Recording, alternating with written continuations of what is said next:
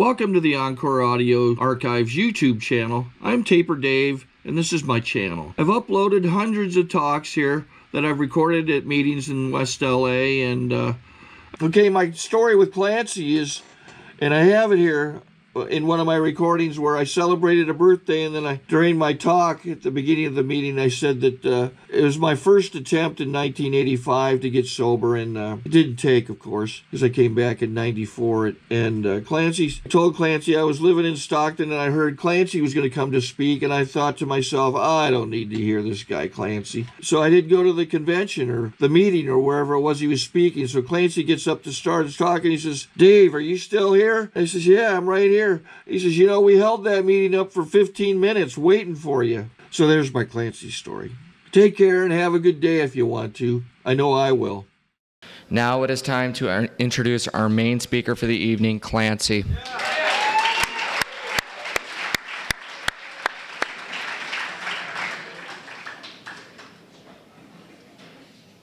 Thanks, Matt. My name is Clancy Imislund. I'm an alcoholic. Very glad to be here tonight. Glad to be safe and sane and sober, as I like to say. I've had the pleasure of speaking at the Rodeo meeting at every one of its locations. And that's been a lot of them. I almost couldn't find the goddamn place tonight. Well, but I'm very glad to be here. I've enjoyed the meeting, enjoyed Matt's talk very much because he thinks much the way I do. And I was interested. Jason was reading the traditions, and he said we don't. Leaders do not govern, and he left a name and looked at somebody over here with the accusation. I guess you didn't read the 13th tradition either. In AA, we try to take off our caps in the meetings.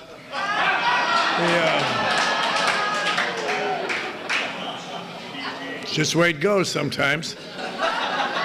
But I know we have some new people here tonight, and I was a newcomer a long time. I had a hard time with AA. For people like me, I mean, I grew up in a good home up in northern Wisconsin, Norwegian Lutherans and strict church going and all sorts of things. And I got along with God. I could sing Norwegian songs. And during World War II, some guys in Pearl Harbor got me to drink some whiskey. And much to my chagrin, it changed my life. After that, things were much different. I don't mean that I became a terrible raging. What were you smoking out there, for Christ's sake?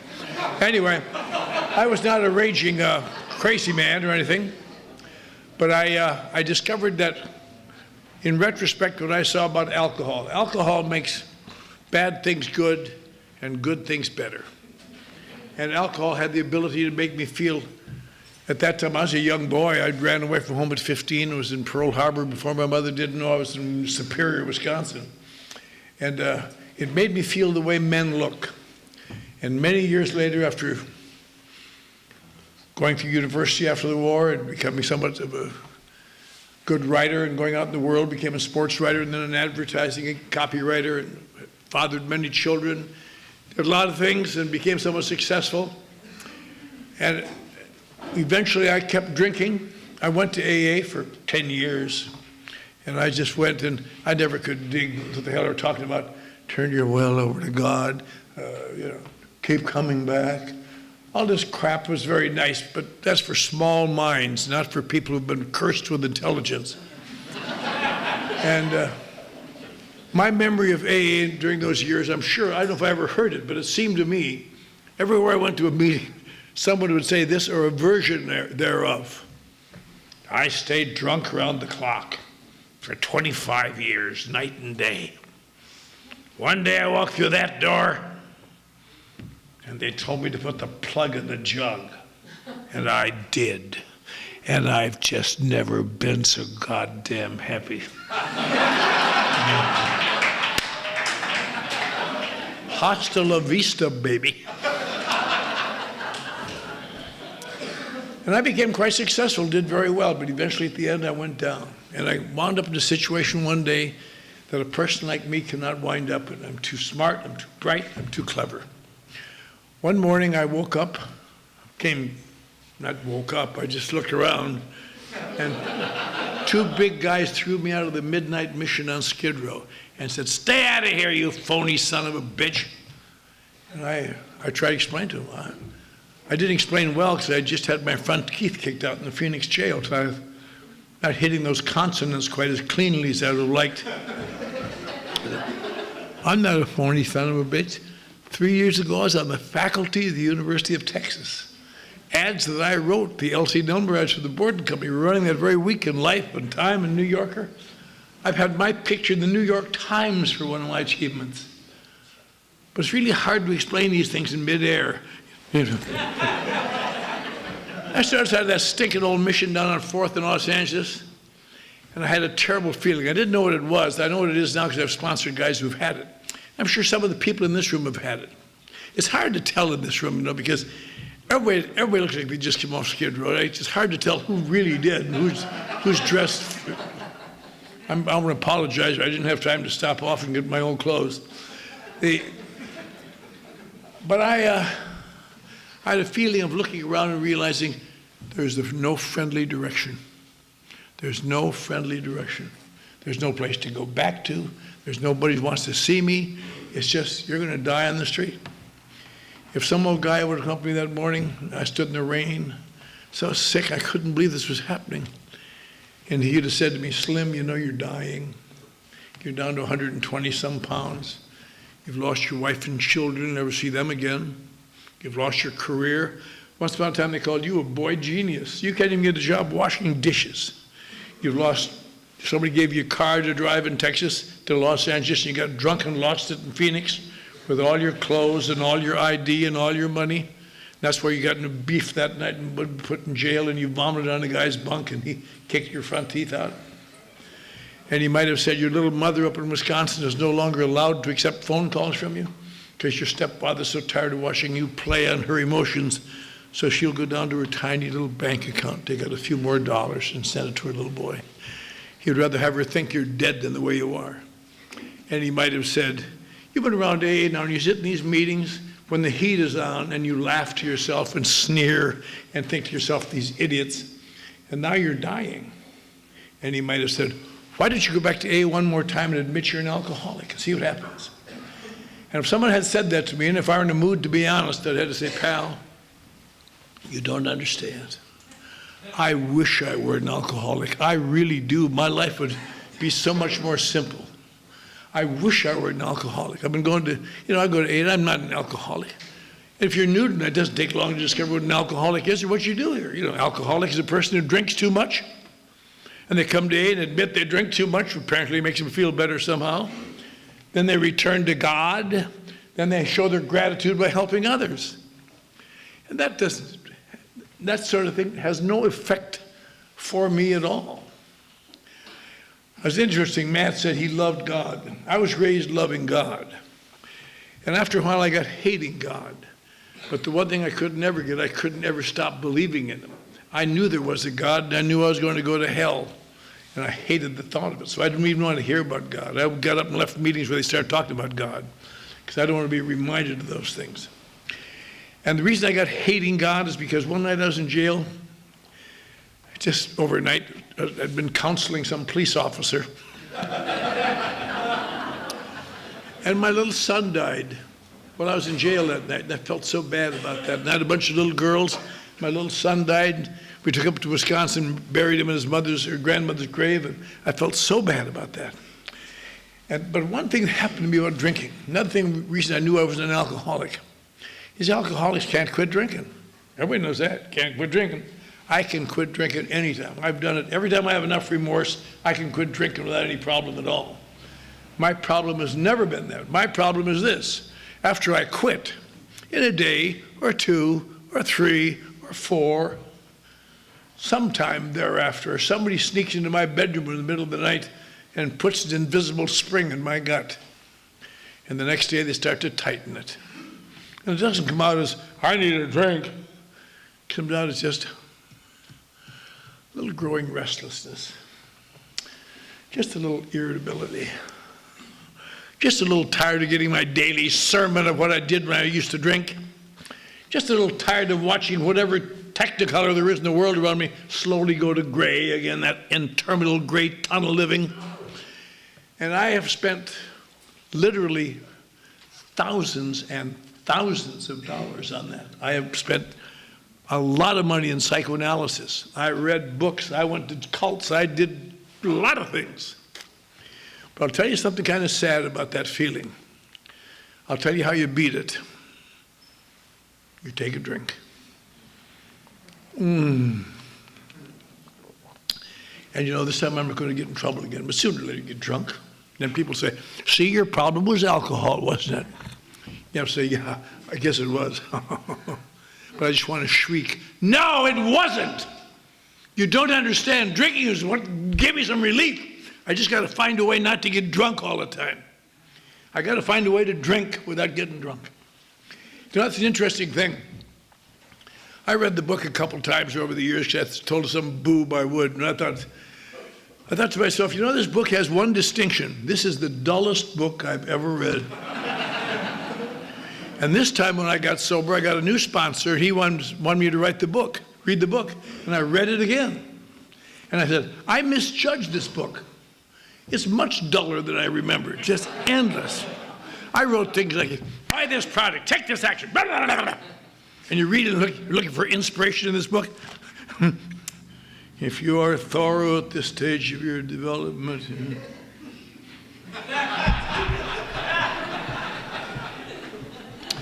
But in rereading it sometime later, I noticed the third chapter. It describes my condition, and I read that thing, I never would have identified in a million years.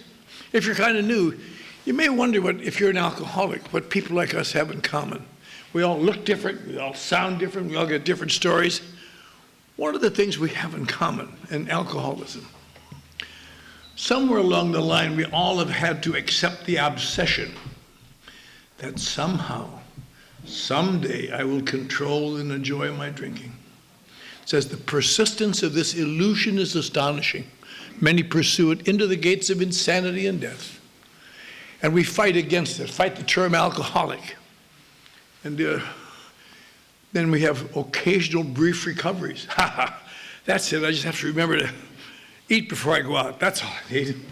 Followed always by still worse relapse. And then you get to that tricky little sentence. I just love it as a writer.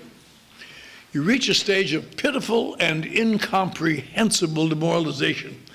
Remember the first time I read that, I said, Jesus, these guys really get drunk. That's bad. But as I got older and more wise, I realized that what that describes is how you feel after you sober up. And people want some kind of explanation for your behavior, and you haven't got one. And the correct answer to that is, leave me alone, goddammit, leave me alone, because I don't know what to say. But I punched that along. I stood in the rain in front of that mission, and in the latter days of my drinking, I'd gotten in kind of bad shape a few times. So I'd learned something, and it's this: when you really get in bad shape, and you look bad and smell bad, and there's nobody who cares about you, there's one place you can go. If you can find an AA club, that's the only place in the world where the worse you look, the better they like it. This one's mine, Fred. So I said to some boob, I said, Jesus, pal, I'm dying. Where's the AA club around here? He said, there's nothing downtown. Closest one is Wilshire and Fairfax. I said, where the hell is that? He said, well, you go up this hill to Hill Street, cut over to Wilshire, then walk west till you come to Fairfax. All right.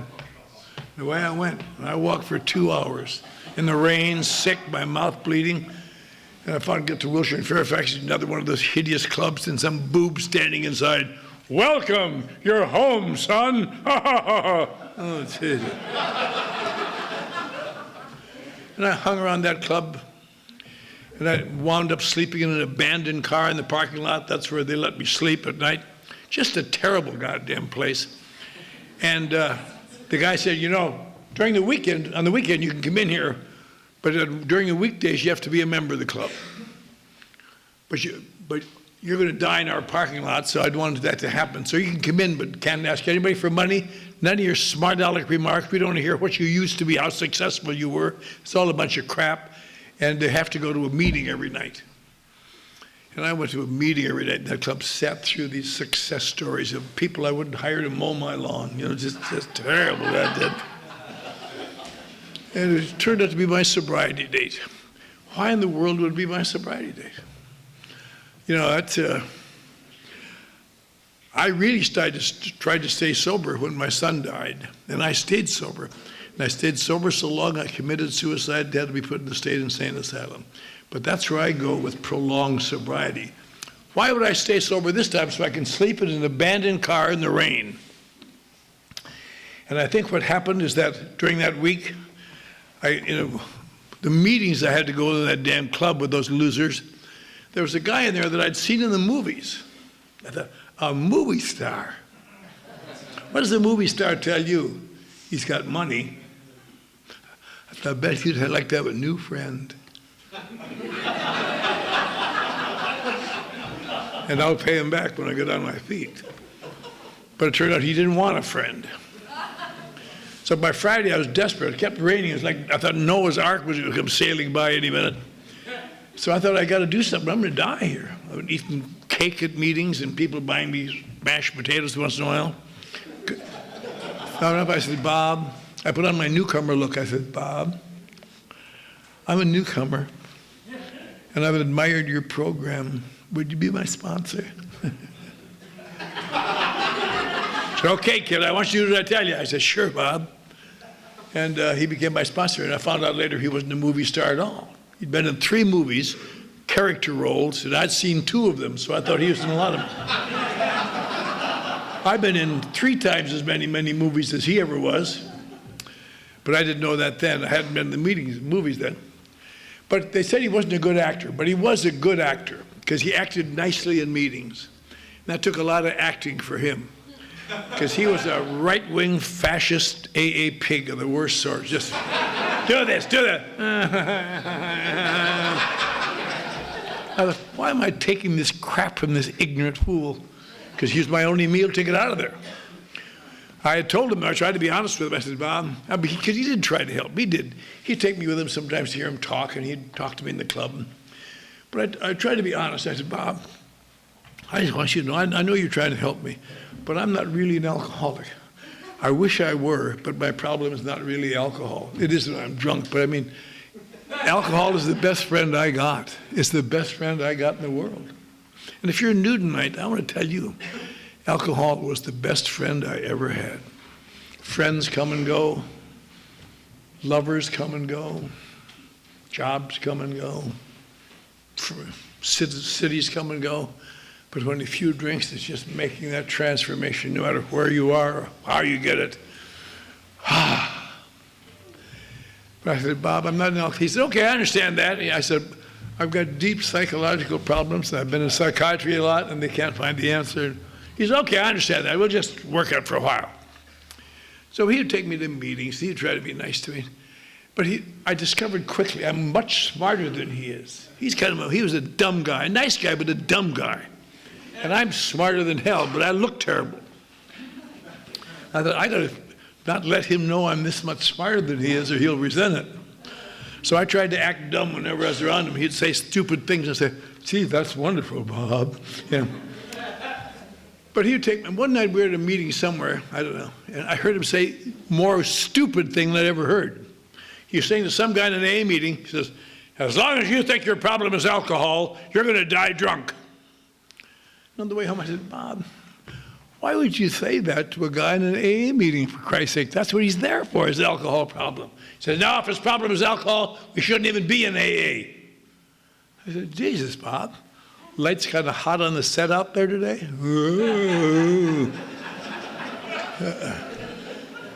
He said, no, I'll tell you something, kid. We don't want people who have an alcohol problem in AA. They take up time and they take up space, and we don't need them. I said, what the hell are you talking about, Bob? He said, I'll tell you how you treat people with alcohol problems. You stop drinking, you clean up your act, and you resist temptation, and you don't drink anymore. I said, that doesn't work. I've tried that 200 times. He said, that's right, because your problem probably isn't alcohol. You probably got what I got. I said, what in the world could that be, Bob? He said, something that sounds like alcohol that fools a lot of people. Something called alcoholism. I thought, oh, Jesus, Bob. Don't play word games with me. I look terrible, but I'm smarter than hell. Alcoholism, hooray, I'm cured, I'm cured. Shut up, he said. And he gave me a long harangue, most of which I was able to blot out, thank God, before I went insane. But he said, people with alcohol problems, you quit drinking and you shape up. In this strange thing called alcoholism, however, which looks almost exactly the same to the naked eye, this mind-consuming, perception-distorting, bodily eroding, eventually fatal thing called alcoholism, you'll discover sooner or later that stopping drinking and cleaning up your act has no significant long-term effect on your life other than to gradually make it so painful you can't stand it. I said, Jesus, Bob, I'd never heard that before. In AA, they ought to say getting sober is how you get better. He said, for people like us, getting sober makes you feel a little better for a while, but it doesn't last very long. I said, well, Jesus, Bob, then why do these alcoholics drink? If they say it's doing such terrible things to them, why do they drink? He said, kid, you don't seem to know much for thinking as smart as you are. He said, you know what makes an alcoholic? It's the person who gets an unusual reaction to alcohol. I said, yes, I know that. It sets up the phenomenon of craving, and then you drink and go crazy and die. Nice, that's podium talk. So I'll tell you why people like us drink. And he had a bottle of Coke in his hand. He said, if this were a bottle of Johnny Walker, and I took a drink, it would almost instantly alter my perception of reality.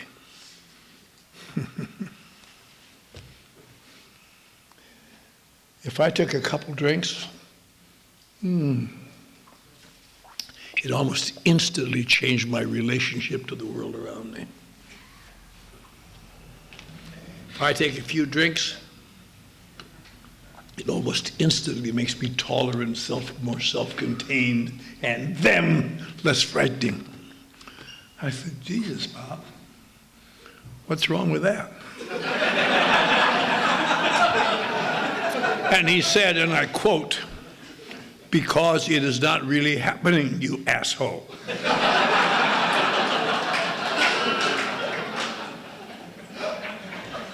I said, you mean to say that other people who drink don't get that feeling? He said, no. That's why we're in this meeting and they're not. Most people, when they drink alcohol, it goes, blah, blah, blah. For us, it goes, blah, blah, blah.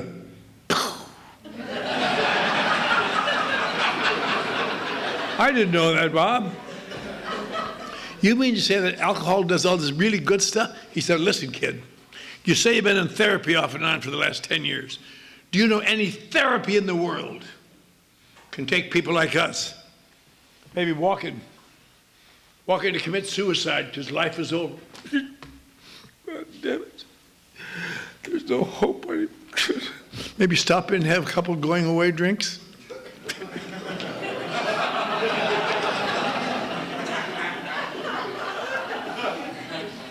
And 10 minutes later, you're down the bar saying, you with anyone, Granny?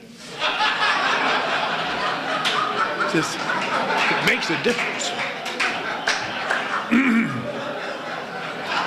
I said, Jesus, Bob, that's interesting. That sounds like me. I said, but there was a guy tonight at that meeting who got up and said he got drunk again after being sober. Why would he do that? He said, that's the other part of the problem, kid. He said, you don't seem to know much. And he had a philosophy that I thought was dumb.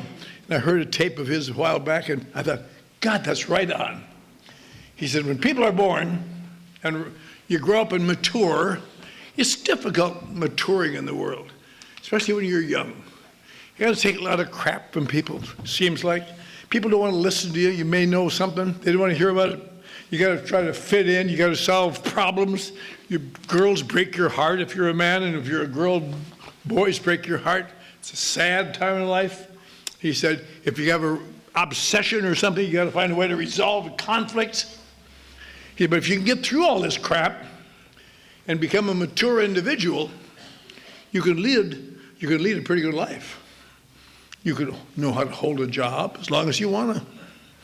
You instinctively get along with your co-employees, get along with the person you're married to, have some idea of how to be a parent, understand the neighbors and why they're upset about things sometimes, go on square vacations and really enjoy them. He said, that's a good life, but it almost never happens to alcoholics. I said, why not, Bob? Because we've discovered along the line, when we have painful problems we can't find an answer to, or conflicts we can't resolve, we have found a way to beat them. You can drink them away. Here's to you, household finance.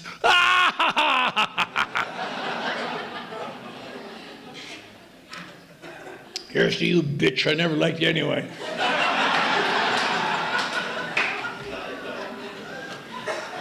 Hey, Mr. Carlson, take your job and shove it up your nose. And it really works. But as a result of that, you don't become mature and you remain with childish emotions and they lurk in your system, which keeps you from ever staying sober. He said, because people like us, we go on the wagon, I'm going to stop drinking, I'm going to shape up, and never wants to know it's impossible. Why? Because sooner or later, someone will trigger those childish emotions. Someone will hurt my feelings. Someone will talk bad about me. Someone will put me down, and that starts the churning. They start to build. And I can see that guy's doing it, and his friends are doing it little by little, a little bit of paranoia, crime. You can get wind up sometimes, as I've done, staying awake at night, thinking about these people, how I can get them. When I was young, I had a solution to it. I'd quit my job and punch the son of a bitch in the face. But when you got a wife and kids, you can't do that anymore. You've got to pay your rent. And so I'd lay awake at night, and eventually it would get so bad I couldn't stand it. You know what I do then? I'd drink. Doctors say that alcoholics of our type get to a point where we literally must drink to preserve our sanity. Isn't that ironic? And I drink, which starts the paper, gets the pilot light lit, and pretty soon I'm drunk, and pretty soon I'm out of a job, and they're saying, Jesus, Clancy, why'd you lose that job? What a great job. Oh, a bunch of phonies. I didn't like it there. I'll get a better job. And I did. But sooner or later, we got to drink because those emotions, not just in job situations, but in all sorts of emotions. I said, Jesus, Bob, that's the story of my life for the last 10 years, maybe longer than that. I never heard anybody talk about that before. They say it gets sober, it gets better, and it gets worse for me. And you say, that's what it's about. He said, there's a name for what you got, kid. And I said, what could it be, Bob? He said, you're an alcoholic.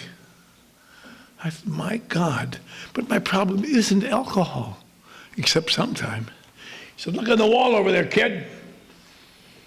Number 1 says you have to admit you're having a problem with alcohol. You don't have to admit you've been in jail 150 times or 6 institutions or 3 dirty drying out places. You have to admit you have a continuing problem with alcohol. That's all. Then there's a dash, which in the English language means end of thought, beginning of new thought. And you must also admit you're having a problem without alcohol. I said, Jesus, Bob, I didn't know that. And he said to me, the same thing I'd say to you new people. If that wasn't true in your life, you wouldn't be in this room. If you could still drink, you'd be out drinking. If you could stay sober comfortably, you'd be out staying sober comfortably. When you can't do either, you wind up in rooms like this, and then you sit there and watch your head try to find reasons to get out. Till you die. That's an odd thing.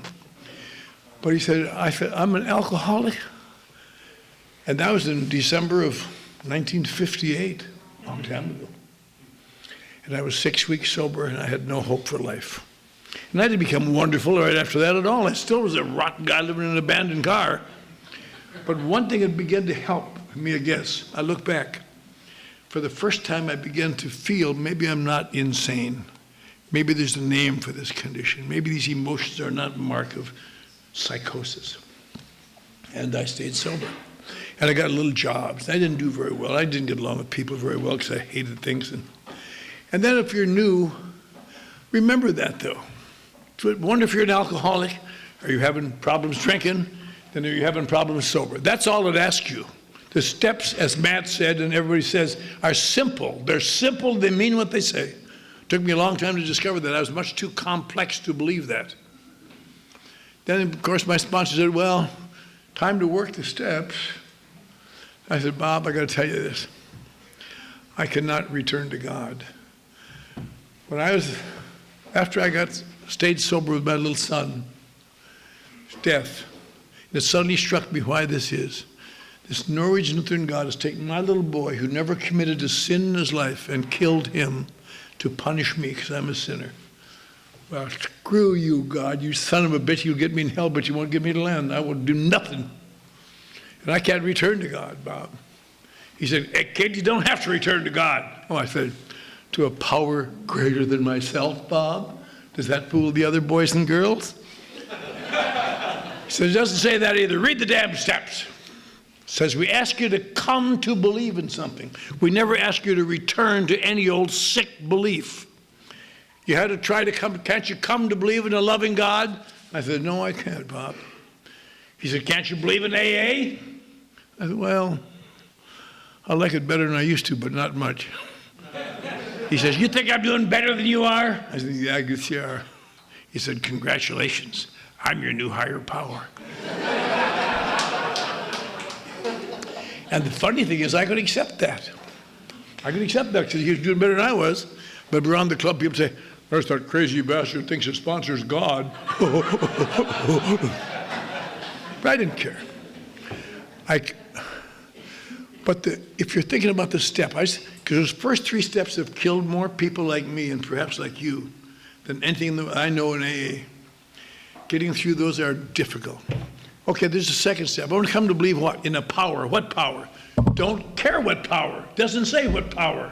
That there's a power here somewhere. These people haven't all stayed sober just to shuck you. There must be a power here. But to do what? To restore you to sanity. What in hell is sanity? You can read 10 medical textbooks and get 10 different definitions of sanity. But oddly enough, insanity is easy to define. When the human brain is under sufficient conflict and pressure until it becomes unbearable, in the last gasp to maintain its neural integrity, its perception of reality will change. That's called psychosis, when you see things different than they are. And that gives you relief because at least now you understand why things are. And when you become psychotic, you stay psychotic. We always talk about how psychotic that I wasn't. You may be neurotic at work, but now you're psychotic, you stay there. And if it's the whole world you see screwed up, the spot, they put you away. But usually it's just a little bit, something that has to be triggered. You read about that in the paper. Some guy says, God, I lived next door to this guy for 10 years. Nice guy, had a bunch of kids. Came home one night, shot them all, killed his wife, killed himself. What the hell would you do that for? Something triggered his psychosis. But the interesting thing is this. Alcoholics almost never become psychotic. The cases of alcoholics becoming psychotic are so slim as to be unbelievable. But you may say, well, they said alcoholism is the second greatest cause of insanity. And it is, but not from that. Another kind of insanity. Everybody in this room has ever been drunk very many times, knows how it feels to wake up in the morning sometimes and you need something to put the fire out. Jesus. Why would you be thirsty as a result of drinking a fluid called alcohol? I'll tell you why. Because alcohol is the only substance, apparently, the only fluid that dries out your body as it goes through our system. Every cell it touches, it kills. It kills millions of cells every time you drink. It's called desiccation of cells. When you drink fluids later, they come alive. And the next time you drink, they die. And the next time they come alive. And on and on. Do this thousands of times. You never realize how hard your body's working. There's only 2 organs that when the cells die, they don't get back. They don't come alive again. And that's what makes it so tough for us. One is your liver, one is your brain. When those cells die, they stay dead. It takes a lot of drinking because there's millions of cells there. But if you do a drink long enough and work at it, if you don't die from your liver, your brain will dry out. That's called the Korsakoff syndrome. Ironically, in AA, we call that a wet brain, but it's a dry brain. And you may think, maybe I've got that. But if you're thinking about it, you haven't. I'll tell you, those people with the Korsakoff syndrome are sad. I see them. You've never seen them, but I see them all the time. They're not wandering the streets. They're sitting in a ward somewhere. And people come and change their diapers and feed them and put them to bed and get them up and feed them and change their diapers and put them to bed. Like the last stages of Alzheimer's, except Alzheimer's has the decency to kill the patient. In alcoholism, alcoholic insanity, you could sit like that 50 years. Your loved ones come down. Let's go down and see Mom, see if she's, hi Mom, we're here to see you. Get away from me, I don't know, you stink, you son of a bitch, leave me alone. They cry and go home again. It's a sad thing. It's a sad thing. I see them every day and I wish to hell I didn't. But, on the contrary, why don't alcoholics become psychotic? The reason is so simple, I didn't understand it till somebody wiser than I explained it to me. Because when I drink alcohol, it alters my perception of reality. I can induce temporary psychosis. And I do it again and again, and tomorrow I'll get back to the same old crap again. Then I may have to induce temporary psychosis again. Alcoholic insanity is inducing temporary psychosis. So I have to try to believe there's some power here. Whatever it might be, don't know how it's going to happen. I'll find that out somewhere down the road. But you have to try to accept the fact there's some power here that will eventually make it unnecessary for you to drink to stand it. It's hard to believe. Well, show me how, as Matt said, why? Never mind why, baby. Just do it. And the third and last step I want to talk about briefly, because I had such time with it. You get that step, and if you're religiously challenged, it's hard to accept the fact of turning your will and your life over to the care of God as you understand Him. I couldn't do that ever then. So I rewrote the third step in my mind secretly. I wrote, I will try to do what Bob says, which saved my life. And I did things because he told me to do it that I had no confidence would work at all.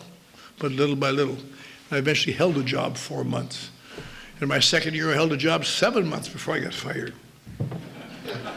And after my second, I had a little room over in Hollywood, next to the Villa Capri. I used to come home at night from the meetings and put my nose up to the window and see the movie stars coming in and out. Someday I'll go there. And some years later, I went over there and they'd turned to something else. But I always felt that I'm going to try to do this. But how can I come to believe in God? So I tried to do what Bob said. And little by little, after my second birthday, I got a little job as the beginning writer in a medical corporation over in East LA. It's a crummy little job, but I hadn't had a job. I'd been a dishwasher and a busboy and janitor, but now I'm going to become a writer again. And my sponsor took me down to Santa Monica to the St. John's thrift shop and got me a couple ill-fitting suits and some sport jackets and some shirts and ties. And I still had no front teeth, but I learned to carry my lip like this. So nobody knew it. And my first week there, they gave me an assignment, something I was just singularly able to write about. And I just knocked them dead. They said, Jesus, where have you been? This is exactly the sort of thing we did. And I preened. The rocket is turned off, baby, pretty soon. And I just did wonderful there.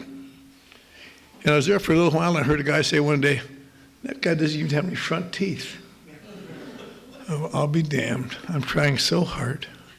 I'm trying so hard to be, and he's going to start this crap again. He's going to be ridiculing me and laughing at me. I might as well just pop him and quit now. What's the sense? But if I do that, I'll have to explain it to that damn Bob. So I called Bob. Bob, this guy's ridiculing me. He said, why do you say that? What do you mean why he said it, for Christ's sake? He said to ridicule me and hurt me. He said, why did he say it? I said, I told you why. He said, ask him. I said, that's stupid, Bob. Ask him. So I got this guy aside. I tried to cover up my emotions. I said, why, you think it's kind of funny I don't have any front teeth? He said, oh no, just the opposite. I was telling some guy that you must really have had some bad thing happen because you got ill-fitting clothes that don't belong to you, obviously, and you got no front teeth and you're skinny, and you've written as good a thing that we've ever had written here. So you must have had something bad happen. You're making a comeback, and my hat's off to you. And I said, oh. We went through that several times. My emotions got out of whack. By the time I was 5 years sober, I was director of advertising in that big medical corporation. Had front teeth, smiled a lot. If any of you new people have lost teeth, let me give you hope. Once you become spiritually pure, they grow back.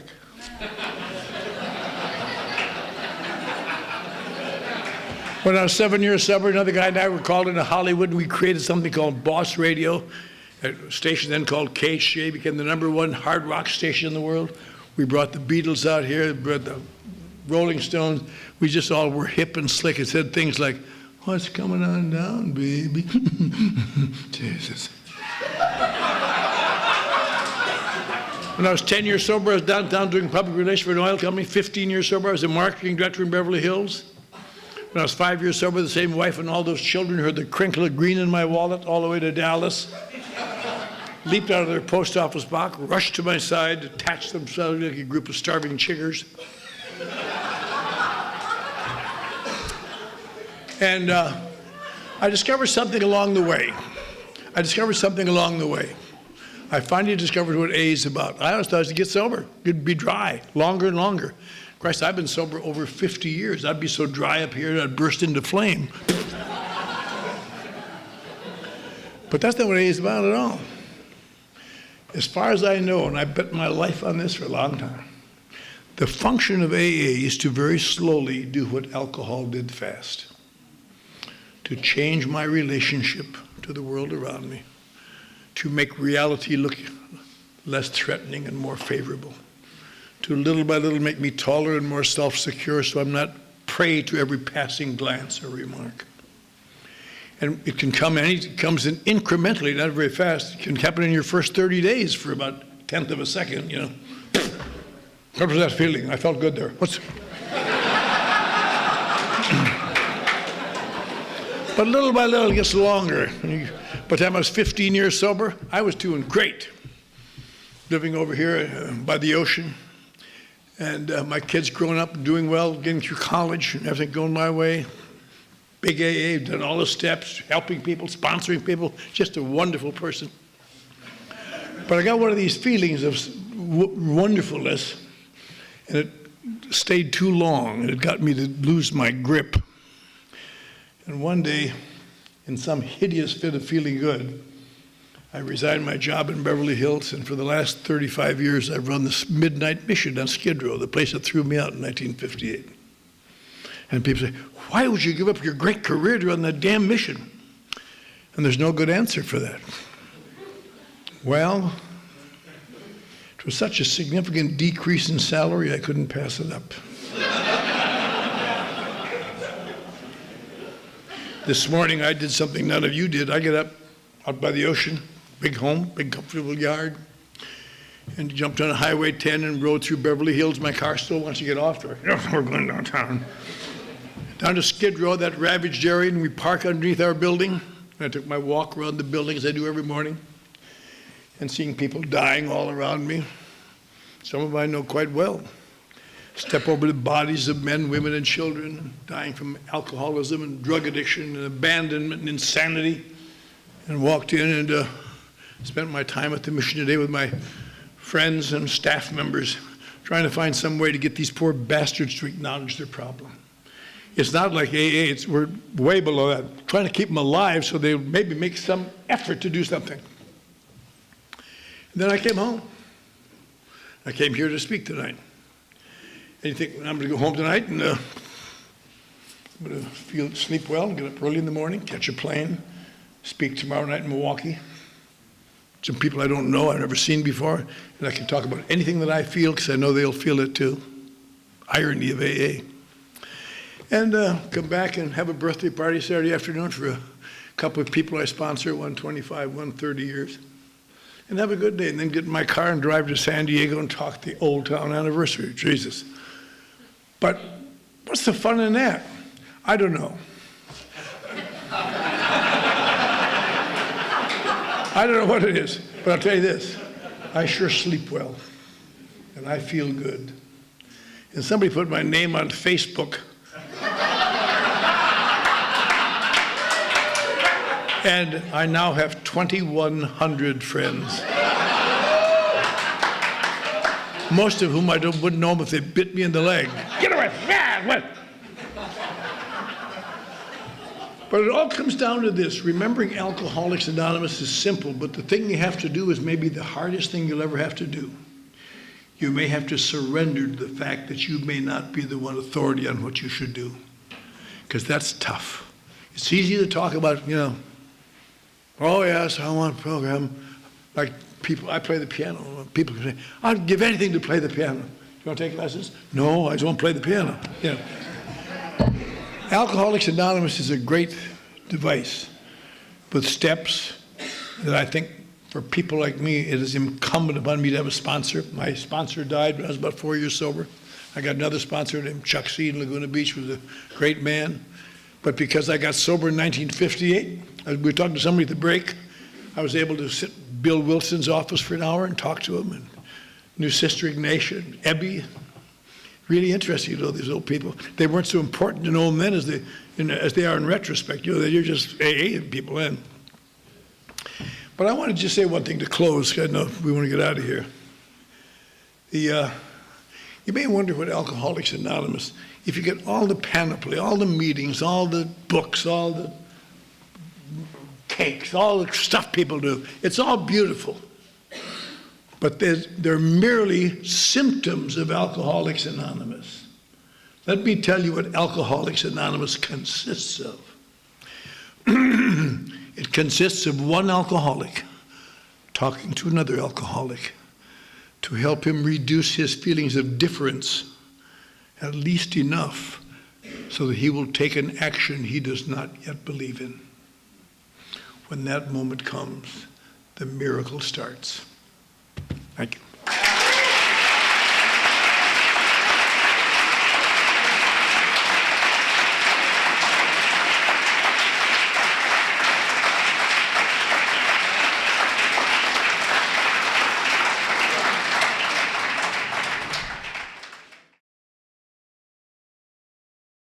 I think we got a great talk going on here. Thanks for watching the channel. Taper Dave here.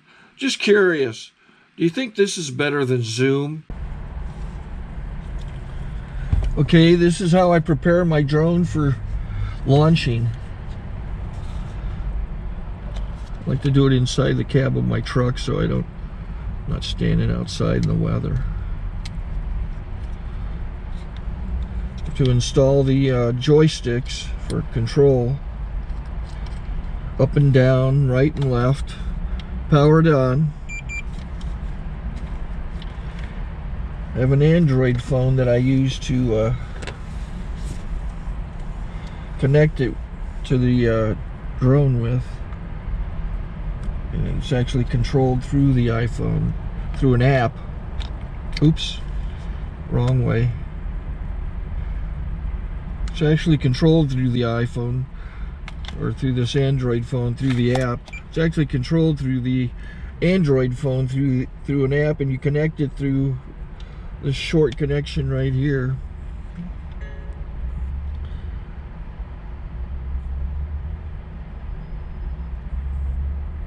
Remote control connected. Remote control's connected. So I pull out the drone. I have to extend the legs. Long legs extended first, then the short legs. Remove the gimbal protector. Set that aside, then power it on one short burst, then one long burst. I lay it down. So I have to go to calibrate. So the drone's not connected yet. It shows you here as this drone gets disconnected, even though the remote's powered on. So the drone has to establish it's connected. So I go into the app to calibration mode. First I'll calibrate the remote controller. Start calibration. Out, in, out, in, up, down, and then this little wheel is to control the gimbal. So it's calibrated. Go to gimbal calibration, start calibration, and then it calibrates the gimbal. I don't know if that shows up. The gimbal's moving all over the place. Changes, you can see it on the video. And I'm calibrated to take off. It's acquired 7 satellites at the moment. There are 26 satellites up in the sky, which it has to acquire before you can take off. So it's connected. It's got enough satellites. This is white. I can go to press this little arrow button, swipe right to take off, and it would start the motors if I slid this to the right. But I'll wait till I get outside. Don't want to do it inside.